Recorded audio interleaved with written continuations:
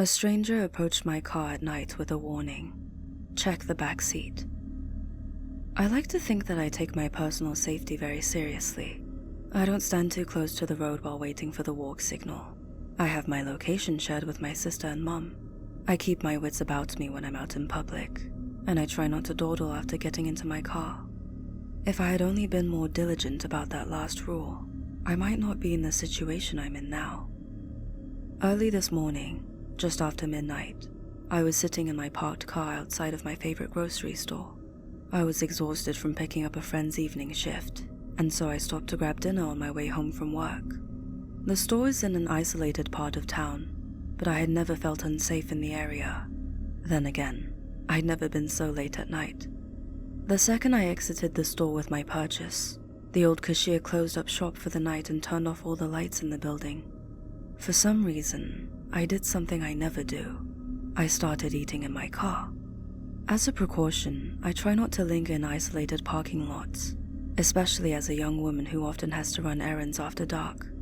Maybe it was the hunger, or maybe the fact that, due to a recent breakup, my house hasn't felt all that welcoming in the past few weeks. In any case, I was in no rush to return home. I pulled up an episode of The Terror on my phone and settled in to eat. I enjoyed a few minutes of blissful peace and quiet before a shout pierced through the night. I looked up from my phone and was surprised to find a woman standing in front of my car, waving her arms at me. My car was parked right in front of the store, facing towards the building, and there was only a thin sidewalk separating my vehicle from the store's exterior. I hadn't seen her coming at all. It was like she had emerged from the brick wall before me. She rounded my car, coming to a stop before the driver's side window. She then started pointing at the ground, the universal signal for roll your window down. Fat chance, I thought. Though she looked sane and kempt, I had no clue what her intentions were. In fact, I felt pretty vindicated in always locking my car doors immediately after entering. The woman, perhaps seeing I was making no move to exit my vehicle, then told me something no one wants to hear. "Hey," she shouted, "there's someone in your back seat." My mouth went dry. Time seemed to slow as 1,000 horror movie scenes raced through my head. I could almost feel the piano wire digging into my neck, the barrel pressing into my temple. I undid my seatbelt and prepared to launch myself out of the car. Now that the intruder knew I was aware of their presence, would I even have enough time to run? With one hand on the door handle, I stole a glance into the rearview mirror and saw no one. My car is a compact hatchback, meaning there's very little room for a person to hide in my cabin. Even in my exhausted state, I would have noticed someone upon looking into the mirror. My terror faded to confusion. I turned around in my seat, surveying the cabin with my own eyes, and confirmed that there was no one in my back seat. Click. When I turned back around, the woman had taken another step closer to my car. Her body was barely a foot from my door and her fingers were wrapped around the handle. There were a few more deep clicks as she tried unsuccessfully to open the locked door. I raised my gaze, and she gave me an odd smile, as though she and I were sharing a private joke. For the first time, using the faint glow of the street lamp, I took a closer look at the woman's face. Her skin was stretched tightly across her skull, making her thin mouth and nostrils appear as though they'd been cut onto her. Her eyes were deep set and ovate, and her teeth seemed both too small and too numerous.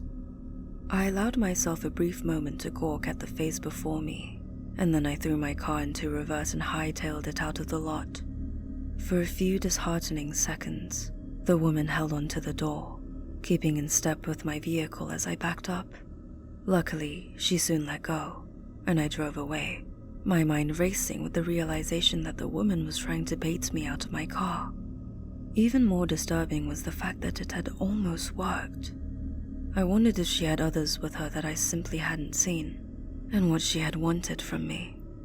I hoped I had narrowly escaped a robbery as opposed to something much more sinister. I got back to my house 20 minutes later, still shaken from my encounter. I rushed inside the house and made sure that all of my doors and windows were locked. My exhaustion did little to soothe my nerves. My mind played tricks on me as I got ready for bed, conjuring up flashes of the woman's face in the dark corners of my house. Once I finally fell asleep, my fears followed me from the waking world. I had a long, vivid nightmare, most of which I've either forgotten or is irrelevant to this account. All I know is that when I jolted awake some hours later, it was to the sound of a frantic banging on my front door. I sat up in bed, unsure if I was still dreaming or not. My alarm clock read 4:17. It was far too early for someone to be knocking on my door unless there was some kind of emergency, which, given the forcefulness of the knocks, there may have been. Slowly, I rose from my bed and inched towards the entryway. I had never before been in such a situation and was at somewhat of a loss at how to react. I didn't smell a fire, thankfully, but that didn't mean all was well. Suddenly, I heard a man's voice calling out my name in a questioning tone. It sounded vaguely familiar, but I couldn't immediately place it. "Who is it?" I called back. "Brian," answered the disembodied voice, and relief washed over me. My neighbor, Brian, lived in the house across the street. We weren't close exactly, but I often saw him walking down the block with his dog Bailey. I turned on the entryway light, but as I was still in my sleepwear, I didn't want to open the door unless I had to. Instead, I called back to him. "What's the matter?" "Well," he began. I heard his voice crack, and he cleared his throat. "Do you have someone over right now?" "What?" I asked, my heart skipping a beat. "No, I don't. Why do you ask?" "Well, the dog had to go out, and while I was in the yard with him, I thought I saw someone in your front window. Someone who didn't look quite right." I stilled, feeling as though I were in some terrible dream. Turning around and glancing down the dark hallway, I wished I had turned on more lights on my way to answer the door. "She followed you home," I thought. "She's in your house with you right now." I was ready to bolt out the door into the cold, but by some miracle, I had just enough presence of mind left to consider my neighbor's words more carefully. Something was wrong. I stepped away from the door. "Are you all right, Brian?" He cleared his throat again, and when he next spoke, his voice sounded slightly different from before, as though he were testing out a new timbre. "Of course. I just got a bit of a cold here, but I still wanted to check in on you." My voice wavered as I voiced a question to my neighbor. "But your dog, isn't it a girl?" Brian didn't respond. My mind reeled in the torturous silence, trying to discern whether the threat was outside the door or inside the house with me. After a full minute of complete stillness, the handle to my front door began to move. It rotated downwards as far as it could before the lock stopped it, then shook as the person on the other side of my door pulled on the handle. This happened several more times as the person tested my lock, and then there was a powerful bang, as though someone had rammed into my door with all their might. After that, there was silence again. I stood frozen in place for another minute. I had no peephole, but I worked up the nerve to walk into the living room and peer through the blinds into my front yard. In the distance, walking down the street away from my house, was a figure. Although I couldn't see the face, something deep within me knew it was the same person who had tried to open my car door. I watched her walk away into the quiet night until she disappeared from my view.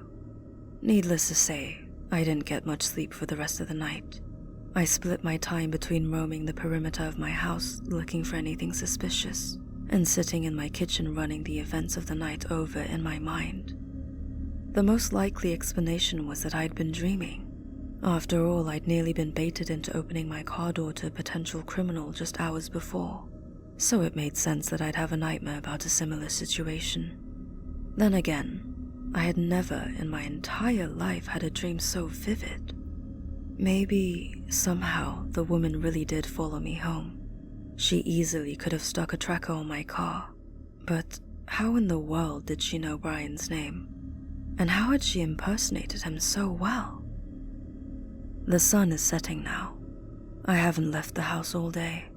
I've been too haunted by the idea of someone, or multiple someones, trying to draw me out into the open. No matter how many times I check the house, I still feel as though I catch a glimpse of the woman in my periphery, of her beady eyes and uncanny smile. I suppose I should try to get some sleep now, impossible as that seems at this point. I just needed to jot this down before I went to bed, in case A, anything happens to me, and B, you ever think about blindly trusting the warnings of a stranger.